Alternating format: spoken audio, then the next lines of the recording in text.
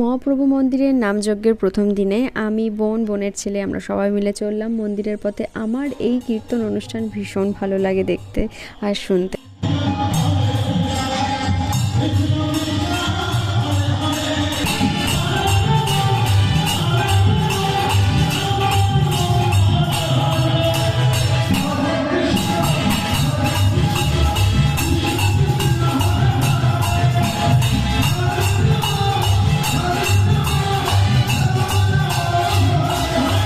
দুপুরবেলার পর সন্ধ্যাবেলাও বেরিয়ে পড়েছিলাম মন্দিরের পথে।